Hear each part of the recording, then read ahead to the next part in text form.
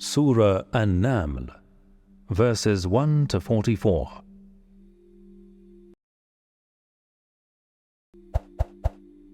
Tasin. These are the signs of the Qur'an and a manifest book, a guidance and good news for the faithful, those who maintain the prayer and pay the zakat, and who are certain of the hereafter. As for those who do not believe in the hereafter, we have made their deeds seem decorous to them, and so they are bewildered. They are the ones for whom there is a terrible punishment, and they are the ones who will be the biggest losers in the hereafter. Indeed, you receive the Qur'an from one who is all-wise, all-knowing. When Moses said to his family, "Indeed, I descry a fire. I will bring you some news from it, or bring you a firebrand, so that you may warm yourselves." When he came to it, he was called, "Blessed is he who is in the fire, and who is as well around it. And immaculate is Allah, the Lord of all the worlds. O Moses, indeed I am Allah, the Almighty, the All-Wise. Throw down your staff." When he saw it wriggling as if it were a snake, he turned his back to flee, without looking back. "O Moses, do not be afraid. Indeed, the apostles are not afraid before me, nor those who do wrong and then make up for their fault with goodness. For indeed, I am all-forgiving, all-merciful. Put your hand into your shirt, it will emerge white and bright, without any fault, among 9 signs meant for Pharaoh and his people. Indeed, they are a transgressing lot. But when our signs came to them as eye-openers, they said, 'This is plain magic.' They impugned them wrongfully and out of arrogance, though they were convinced in their hearts of their veracity.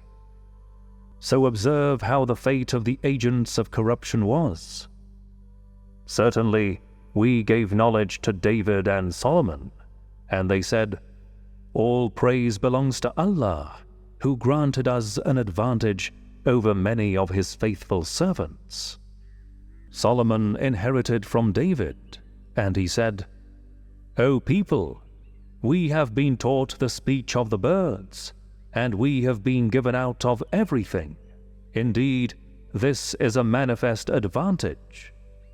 Once Solomon's hosts were marched out for him, comprising jinn, humans, and birds, and they were held in check. When they came to the valley of ants, an ant said, 'O ants, enter your dwellings, lest Solomon and his hosts should trample on you while they are unaware.'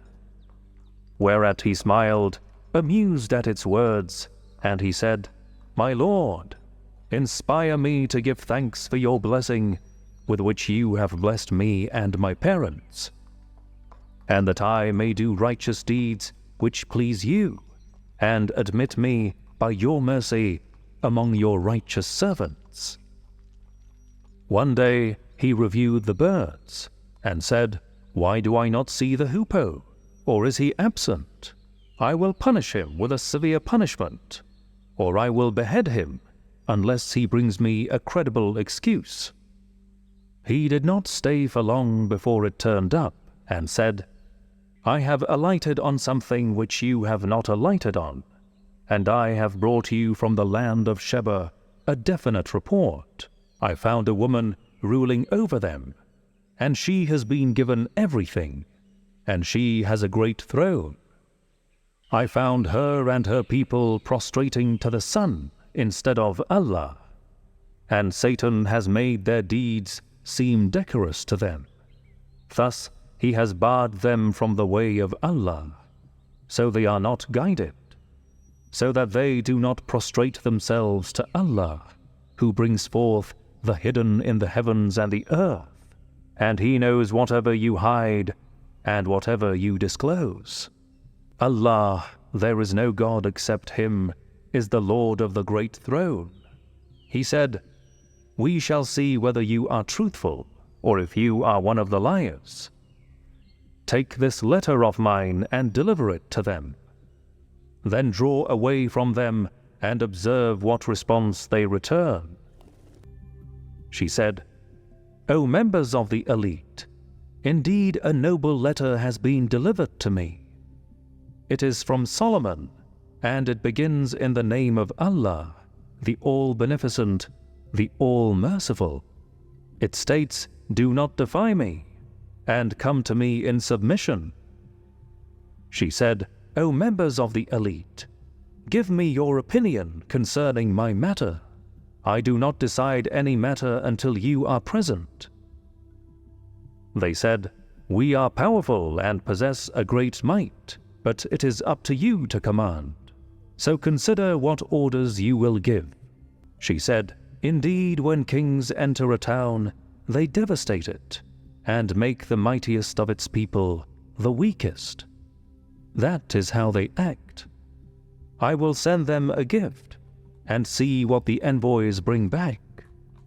So when the envoys came to Solomon, he said, are you aiding me with wealth? What Allah has given me is better than what He has given you. Indeed, you are proud of your gift. Go back to them, for we will come at them with hosts which they cannot face, and we will expel them from it, abased and degraded. He said, O members of the elite, which of you will bring me her throne before they come to me in submission? An Afrit from among the jinn said, I will bring it to you before you rise from your place. I have the power to do it, and I am trustworthy. The one who had knowledge of the book said, I will bring it to you in the twinkling of an eye. So when Solomon saw the throne set near him, he said, this is by the grace of my Lord, to test me if I will give thanks or be ungrateful. Whoever gives thanks only for his own sake, and whoever is ungrateful should know that my Lord is indeed all-sufficient, all-generous.